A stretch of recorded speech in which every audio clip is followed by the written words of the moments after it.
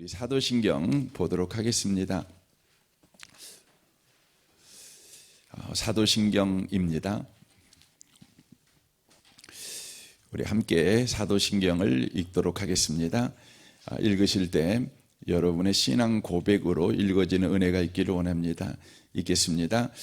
전능하사 천지를 만드신 하나님 아버지를 내가 믿사오며 그의 아들 우리 주 예수 그리스도를 믿사오니 이는 성령으로 잉태하사 동정녀 마리아에게 나시고 본디오 빌라도에게 고난을 받으사 십자가에 못 박혀 죽으시고 장사한 지 사흘 만에 죽은 자 가운데서 다시 살아나시며 하늘에 오르사 전능하신 하나님 우편에 앉아 계시다가 저리로서 산 자와 죽은 자를 심판하러 오시리라.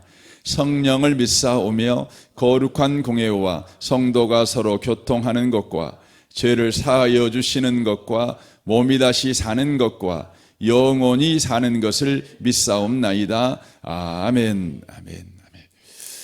함께 예배하는 모든 분들 가운데 이 말씀의 축복이 함께 하시기를 주님의 이름으로 축원합니다. 오늘 우리가 나눌 말씀은 저리로서 산 자와 죽은 자를 심판하러 오시리라 라는 신앙 고백입니다. 여기에 저리로서라는 말은 거기로부터라는 의미입니다. 그래서 이제 저희 총회는 아직 선택하지 않았지만 다른 총회에서는 이미 이제 새롭게 번역된 사도신경을 쓰고 있는데 새롭게 번역된 사도신경에서는 거기로부터 이렇게 번역되어 있는 것을 볼 수가 있습니다. 거기가 어디입니까? 우리가 어제 나누었던 전능하신 하나님 우편에 앉아 계시다가 바로 거기죠. 하나님 우편 거기에서부터 산자와 죽은 자를 심판하러 오신다, 이런 의미의 말씀입니다. 그러니까 이 신앙 고백은 예수님께서 다시 오신다. 예수님은 이 땅에 한 번 오셨었죠. 그런데 그분이 하늘에 오르셨죠.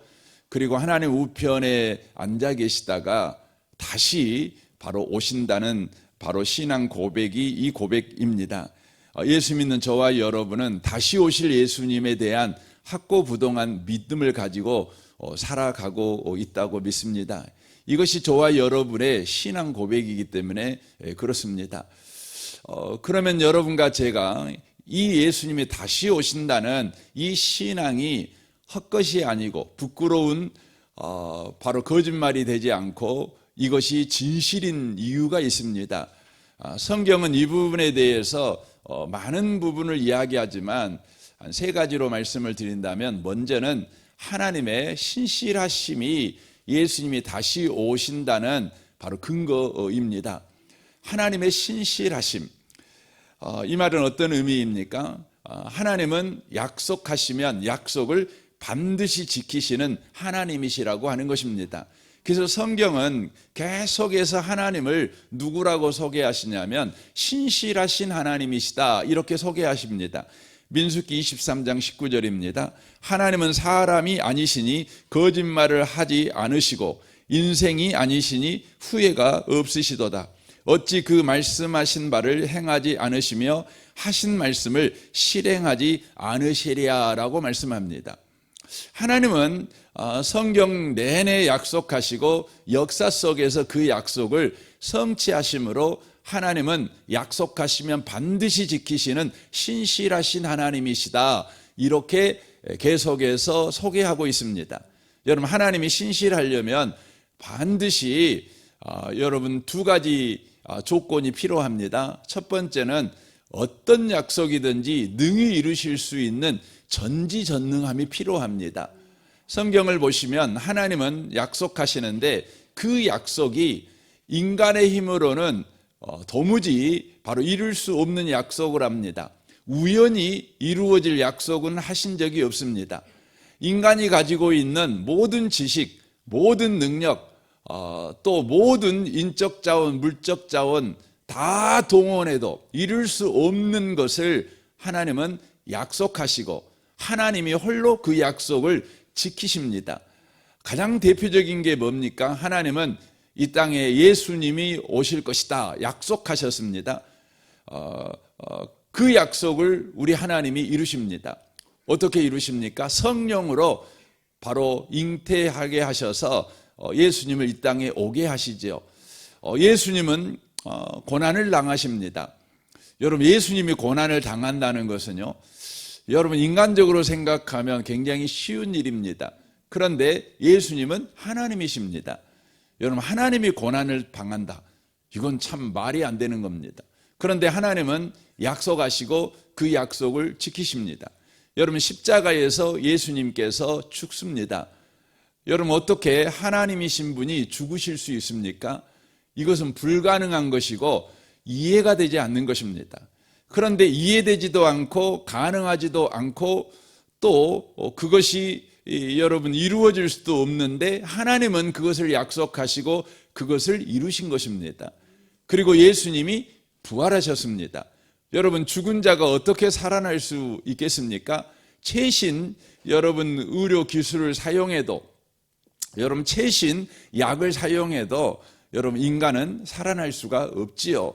그런데 살아났습니다. 왜요? 하나님께서 약속하셨기 때문에 그렇습니다.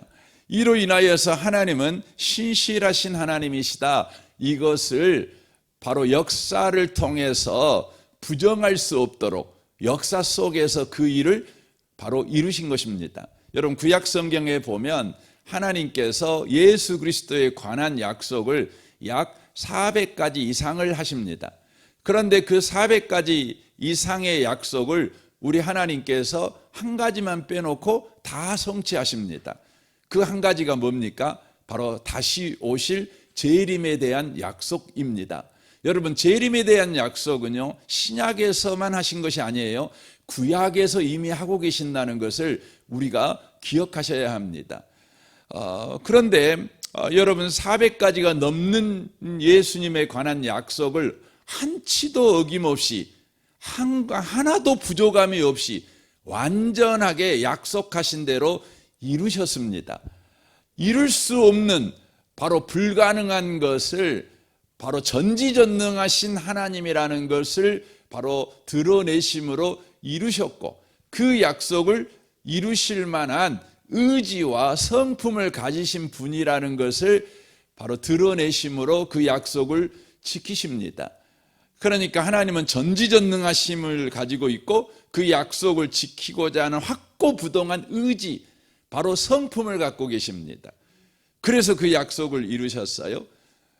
여러분, 나머지는 다 이루었는데 이루지 않는 그 한 가지, 바로 예수의 재림입니다. 그러면 그 약속이 여러분 이루어지겠습니까? 안 이루어지겠습니까? 여러분, 합리적으로 생각해도 이루어질 수밖에 없지요. 논리적으로 생각해도 그것은 이루어질 수밖에 없습니다. 하나님은 계속해서 우리에게 하나님은 신실하시다, 믿을 만한 분이시다, 믿을 수밖에 없는 분이시다, 이것을 역사 속에서 계속해서 증언하신 것입니다. 꿈속에서 하신 것이 아닙니다. 믿으라고 협박한 것이 아닙니다. 하나님이 그냥 주장한 것이 아닙니다. 역사 속에서 부정할 수 없도록 바로 이루셨던 것입니다. 그러므로 예수의 재림은 바로 확고부동한 바로 약속, 이루어질 수밖에 없는 바로 약속이 되는 것입니다. 두 번째로 여러분, 예수님의 재림이 확고부동한 이유는 앞에 소개했던 것과 연장선상에 있는 것인데, 사도행전 17장 30절입니다. 사람들이 하나님을 알지 못하던 시대에는 하나님께서 눈 감아 주셨지만 이제는 어디서나 온 세상 사람들에게 회개하라고 명령하십니다. 하나님께서는 자기가 정하신 한 사람을 시켜 온 세상을 의롭게 심판하실 날을 정하셨습니다. 하나님께서는 그를 죽은 자 가운데서 살리심으로 모든 이에게 그 증거를 보이셨습니다 라고 말합니다. 예수님께서 거기로부터 산자와 죽은 자를 바로 심판하시기 위해서 다시 오신다. 왜 오시냐? 그 오신다는 게 확실하냐? 확실하다는 것이죠. 어떻게 해요? 바로 예수님이 부활하셨다는 것이에요. 죽은 자 가운데서 살려내심으로 그 예수가 바로 죽은 자와 산 자를 심판하기 위해서 다시 오실 심판주이시다. 이것을 하나님께서 친히 바로 증언하고 계신다는 것이죠. 그러니까 예수님께서 부활하심으로 말미암아 산 자와 죽은 자를 심판하실 심판주의 권위를 갖게 되었다. 이것을 지금 바울 사도가 증언하고 있는 내용입니다. 여러분, 예수님께서 다시 살아나심으로 심판주로 이 땅에 다시 오신다는 확실한 바로 증거가 되어주신 것입니다. 저는 여러분들이 다시 한번 부활하신 주님을 묵상함으로 말미암아 예수께서 산자와 죽은 자를 심판하기 위해서 다시 오신다는 바로 확고부동한 믿음 위에 선 신앙생활을 해가시길 바랍니다. 세 번째로는 뭡니까? 바로 성령의 보증입니다. 성령의 보증입니다. 여러분, 성령이 우리 안에 계신 사람들은 언제나 천국을 소망합니다. 천국을 소망합니다. 여러분, 보증이라는 말은 그 두 가지 헬라어적으로 의미를 가지고 있는데, 하나는 약혼 반지라는 의미가 있고 또 하나는 계약금이라는 바로 의미가 있습니다. 여러분, 계약금 걸지 않습니까? 그러면 이제 약속을 지켜야 되는 것이죠. 그러니까 성령을 우리에게 주신 것은 바로 계약금입니다. 그러므로 성령이 우리 안에 계신다는 것이 예수님께서 다시 재림한다는 바로 확고부동한 바로 근거가 되는 것입니다. 근거가 되는 것입니다. 그 고린도후서 5장에 보면 여러분, 성령 받은 사람들은요, 우리가 이제 점점 나이가 들어서 혹은 병이 들어서 우리가 죽을 날이 가까우면 성령 받은 사람은 어떤 생각을 하냐면, 내가 죽는구나, 내가 이 세상에서 사라지는구나, 이 생각을 하는 것이 아니라 바로 사망이 생명에게 삼키워진다, 이 생각을 한다는 거예요. 이게 고린도후서 5장 5절에 나와 있는 말씀입니다. 제가 읽어드리고 싶습니다. 제가 준비를 안 해가지고요. 5장 5절 보시면 4절부터 보겠습니다. 참으로 이 장막에 있는 우리가 짐진 것 같이 탄식하는 것을 복고자 하며 오히려 덧입고자 함이니 죽을 것이 생명에 삼킨 바 되게 하려 함이라. 곧 이것을 우리에게 이루게 하시고 보증으로 성령을 우리에게 주신 이는 하나님이시니라 라고 되어 있습니다. 그러니까 여러분과 제가 죽는다는 것은 바로 내 안에 생명이 사라진다는 것이 아니에요. 예수 믿는 사람한테는 그렇습니다. 예수 믿는 사람에게는 죽는다는 게 뭐냐? 생명이 사라지는 것이 아니라 영원한 생명이 우리를 덮은다는 거예요. 우리에게 온다는 거예요. 근데 그것을 누가 보증해요? 성령이 보증해요. 그래서 성령 받은 사람은요, 천국에 죽는다는 것을 내가 땅속으로 들어가는구나, 내가 망하는구나 이렇게 생각하지 않고 천국 간다 이렇게 생각해요. 여러분, 천국 간다고 생각이 드십니까? 여러분, 나 천국 가, 이 마음이 여러분 드신다면 그것은 성령이 여러분에게 지금 바로 보증으로 일하시고 계신 거예요. 그러니까 천국 간다는 말이 그 말 아닙니까? 바로 영원한 생명이 나를 지금 덮는다. 내가 생명이 사라지고 있다. 내 건강도 사라지고 있어. 나는 이제 살 날이 사라지고 있어. 이렇게 생각되는 것이 아니라 영원히 살 날이 다가오고 있어. 난 천국 가. 바로 죽음이 생명에게 덧입혀진다는 거죠. 이것을 바로 성령께서 증언하신다는 것이죠. 이로 인하여서 바로 예수가 다시 오신다는 것이 바로 증언되는 것입니다. 확실한 근거가 있게 되어진다고 하는 것입니다. 이와 같이 하나님의 신실하심, 예수의 부활하심, 성령의 보증, 바로 이것이 예수께서 다시 오신다는 바로 확고부동한 근거가 된다는 것이죠. 바로 삼위일체 하나님이 바로 예수가 다시 오신다, 이것을 증언하고 있다고 하는 것입니다. 예수님께서 다시 오시는데 뭐 하려고 다시 오시느냐? 그러면 죽은 자와 산 자를 심판하시기 위해서 다시 오신다, 이렇게 말씀합니다. 바로 최종 심판주로 다시 오신다, 이것이 바로 거기로부터 산 자와 죽은 자를 심판하기 위해서 오신다는 바로 신앙 고백인 것이지요.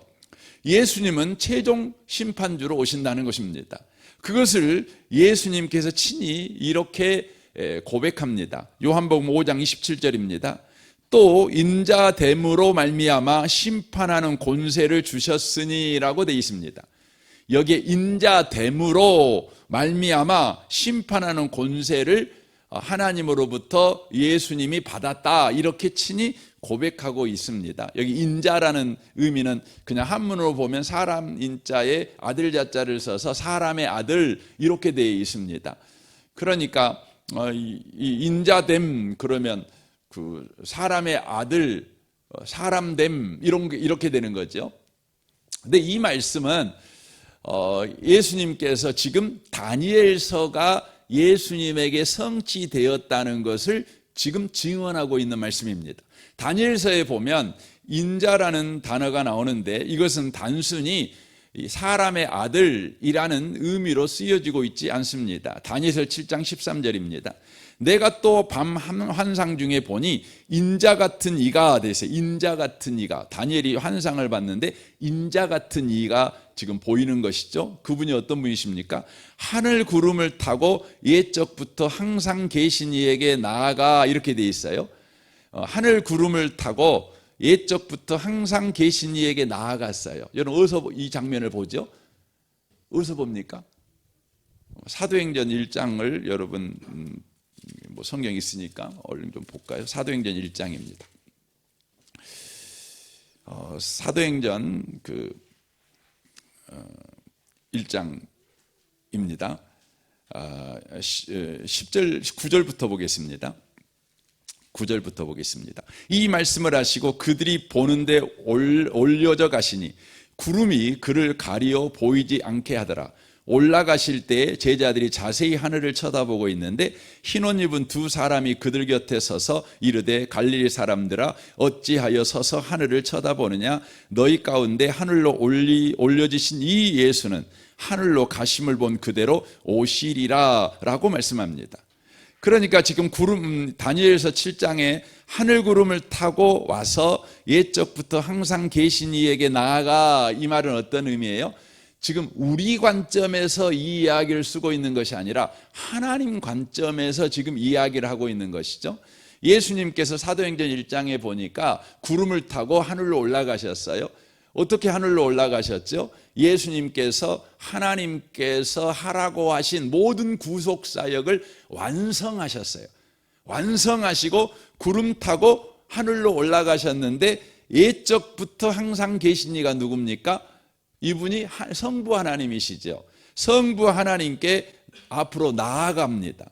그러니까 여기에 인자가 누구인지를 알 수 있죠. 인자가 바로 예수님을 가르치고 있는데 구속사역을 완성하시고 하나님 우편 보좌에 앉으신 분이 바로 인자인 것을 말하고 있는 것입니다. 그래서 14절에 보세요. 그에게 권세와 영광과 나라를 주고, 그렇게 돼 있죠. 모든 백성과 나라들과 다른 언어를 말하는 모든 자들이 그를 섬기게 하셨으니 그의 권세는 소멸되지 아니하는 영원한 권세요 그의 나라는 멸망하지 아니할 것이라 라고 말씀하십니다. 그러니까 요한복음 5장 27절 인자됨으로 말미암아 심판하는 권세를 주셨다는 의미는, 인자됨이라는 말은 이 땅에서 십자가에 죽으시고 부활하심으로 말미암아 구속사역을 완성하신 구원자이신 예수, 그래서 그 예수가 하나님으로부터 인정을 받아 하나님 우편에 앉으셨죠. 그래서 하늘과 땅의 모든 권세를 가지고 통치자가 되신 예수 그리스도, 이걸 상징하는 말이 뭐냐면 인자됨이에요. 인자됨. 그래서 그 분이 뭐합니까? 심판하는 권세를 가졌다. 그래서 여러분 5장 28절에 이렇게 된다. 이를 놀랍게 여기지 말라. 무덤 속에 있는 자가 다 그의 음성을 들을 때가 오나니, 이게 뭡니까? 예수님이 사도행전 1장에 말씀하신 것 같이 하늘로 올려지신 이 예수는 하늘로 가심을 본 그대로 오시리라. 다시 오신다는 거죠. 재림하시죠.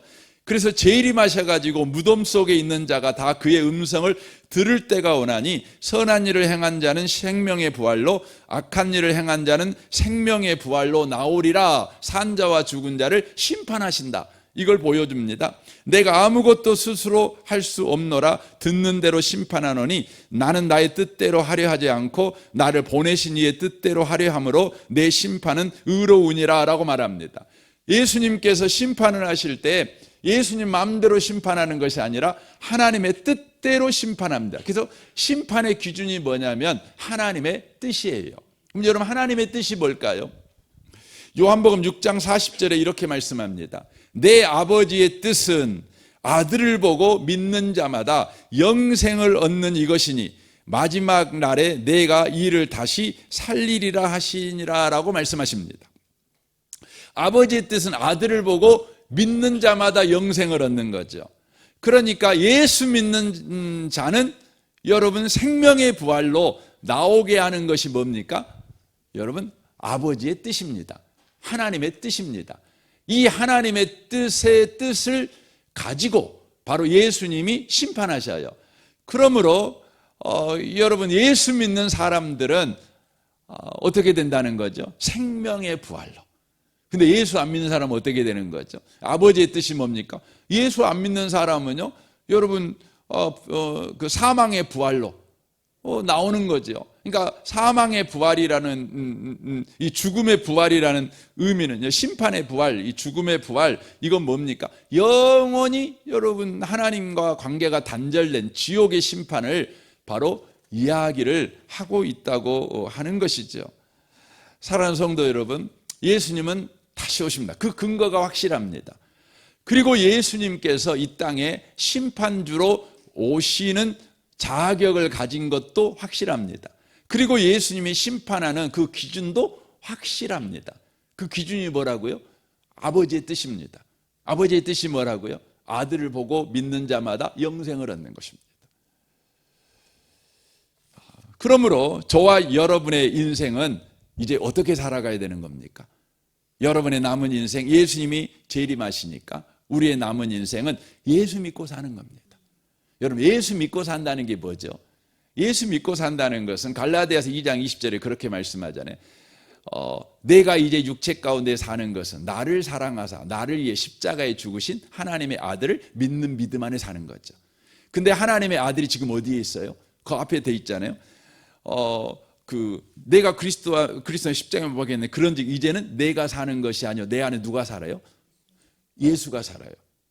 그러니까 여러분, 예수를 믿고 산다는 말이 무슨 말이에요? 지금 내 안에 예수가 산다. 근데 그 예수는 어떤 예수예요? 나를 위해 십자가에 죽으셨는데 나를 사랑하셔서 죽으신 분이세요. 근데 그분이 어땠다고요? 부활하셨어요. 그러니까 나를 지금 사랑하셔서 지금 내 안에서 살아계신 주님, 그걸 믿고 사는 거죠. 여러분, 구약에 보면 그렇게 믿고 산 사람이 있어요. 그 사람이 누구예요? 에녹입니다. 에녹. 그래서 성경 구약에서는 예수 믿고 살았다, 이것을 뭘로 표현하냐면 하나님과 동행하고 살았다, 이렇게 표현하는 거예요. 내 안에 계신 예수를 믿고 살았다, 이것을 구약 성경에서는 하나님과 함께했다, 동행했다, 그런 것입니다. 동행했다는 것이죠. 요셉도 그러잖아요. 하나님과 동행했잖아요. 세상 끝날까지 내가 너와 함께 하겠어, 예수님이 말씀하잖아요. 근데 그 예수님이 과연 내 안에 계시잖아요. 그걸 믿고 사는 거죠. 그러니까 내가 예수님과 동행하고 사는 거죠. 예수님과 함께 사는 거죠. 그래서 구약 성경 창세기 5장에 보면 에녹이 나오는데, 여러분, 에녹을 여러분 보시면 아주 흥미로운 걸 발견할 수 있어요. 에녹은 몇 살까지 살았죠? 365살. 참 1년이 365일인데 365살을 살았습니다. 그런데 거기에 성경에 보시면 그 에녹이라는 사람이요, 그 65살하고 300살하고 삶이 다릅니다. 그러니까 태어나갖고 65살까지의 삶과 나머지 300살의 삶이 다릅니다. 근데 그 기점이 언제냐? 그 기점이 뭐냐면 자기 아들을 낳을 때예요. 무드셀라라는 아들을 낳을 때예요. 그래서 에녹이 몇 년 동안 주님과 동행했다고 돼 있죠? 300년 동안. 그러니까 그의 삶의 전환점이 바로 65세 되던 때에 자기 아들 무두셀라를 낳았는데 그것이 전환점이 된 거죠. 아들 낳고 속 차린 겁니까? 우리가 보통 남자분들이 아들을 낳으면 그제까지 그냥 천방지축으로 살다가도 삶의 책임의 무게감을 가지고 이제 사는 거 아니겠습니까? 뭐 그렇다고 그래서 이 하나님과 동행하는 삶을 살아가는 아버지가 많은 것이 아니라 더 인생의 무거운 짐을 지고 수고롭게 인생을 사는 아버지들이 훨씬 많죠. 저는 모든 아버지들이 꼭 여러분 예수 만났으면 좋겠습니다. 예수 믿었으면 좋겠습니다. 여러분 예수 믿지 않으면 아버지로서 책임감은 있는데 내가 그걸 감당해야 되니 평생 힘든 겁니다. 그래서 아버지들이 참 힘들어요. 그래서 여러분 관식이 얼마나 힘들었습니까? 양관식이 되게 힘들었어요. 참 힘들죠. 우리도 대부분 제가 우리 교회 남자들 보면 다 양관식으로 사는 것 같아요. 뭐 이관식이, 박관식이 다 그런 것 같아요. 그래도 너무너무 감사한 게 예수 믿고 살았어. 그것이 수고하고 무거운 짐이 아니라 쉽고 가벼운 짐, 감사의 짐이 되는 것을 봅니다. 그러니까 에녹이 무두셀라를 낳고 하나님과 동행했으니 그 자식 무두셀라를 기르는 삶이요 너무 행복했어요. 무거운 짐이 아니었어요. 왜 그렇게 됐을까요? 이 무두셀라라는 이름을 보면 알 수가 있습니다. 이 무두셀라라는 뜻은 어떤 뜻이냐면 그가 죽을 때 그것이 올 것이다 라는 뜻입니다. 그가 죽을 때, 그러니까 무두셀라가 죽을 때에 그것이 올 것이다 라는 뜻입니다. 그것이 뭐냐면 심판을 말하는 것입니다. 그러니까 무두셀라가 죽을 때에 심판이 이 땅에 임할 것이다 라는 뜻이 뭐냐면 무두셀라라는 뜻입니다. 과연 무두셀라가 여러분 969세에 죽었습니다. 그런데 그가 죽은 해가 노아가 600살 되던 때입니다. 노아가 600살 되던 때예요. 여러분 노아가 600살 때 무슨 일이 일어났죠? 홍수가 일어나서 홍수 심판이 일어난 것입니다. 과연 무두셀라가 죽을 때에 심판이 바로 일어나게 되었다고 하는 것이죠. 이걸 통해 알 수 있는 것은 에녹은 바로 무두셀라가 태어날 때에 하나님으로부터 특별한 계시를 받은 것 같습니다. 그러니까 네 아들이 태어나게 될 것인데 네 아들이 죽는 해에 이 땅에 심판이 임할 거야. 그러니 네 아들의 이름을 무두셀라라고 지어 라는 하나님의 특별한 바로 계시를 받은 것이 아닌가라고 우리가 성경의 문맥을 통해서 추측할 수가 있습니다. 그러므로 에녹은 항상 어떤 의식을 가지고 살았지요? 무두셀라야 하고 이름을 부를 때마다 하나님의 심판이 있다. 하나님이 이 땅에 임재하셔서 심판하신다. 이것을 기억했습니다. 여러분 심판 아래 있는 사람에게 여러분 구원은 뭘까요? 여러분 심판주를 의지하고 사는 겁니다. 다른 방법 없지요. 심판주가 은혜 베푸시기를 의지하고 사는 길 외에는 없는 겁니다. 언제 죽을지 모르니까 아들을 보면서 하나님을 의지하는 바로 그 삶을 경주하는 삶을 바로 살았다는 것이죠. 그러니까 그게 뭐예요? 하나님과 함께 산 것입니다. 매일매일 하나님을 의식하고 산 겁니다. 하나님께 나를 의탁하고 산 것입니다. 하나님 앞에 선 삶을 산 것입니다. 하나님께 구하며 사는 것입니다. 무슨 일 하든지 하나님 이거 이렇게 하는 게 맞겠습니까? 묻는 거지요. 하나님 이렇게 살아가도 되겠습니까? 묻는 거지요. 하나님 오늘 내가 가는 길을 하나님이 인정하는 길입니까? 하나님이 복 주시는 길입니까? 이렇게 묻고 대답을 듣고 살아가는 것이죠. 이게 하나님과 동행하는 삶이었다는 것이죠. 근데 우리는 무두셀라가 969세를 산 것을 통해 또 한 번 은혜를 받습니다. 여러분 성경상에 나온 인물 중에 가장 오래 산 사람이 누구예요? 무두셀라예요. 무두셀라가 969세를 살았죠. 어떤 사람은 어떻게 성경에 이렇게 오래 산 사람이 등장할 수 있어? 막 이렇게 말을 합니다.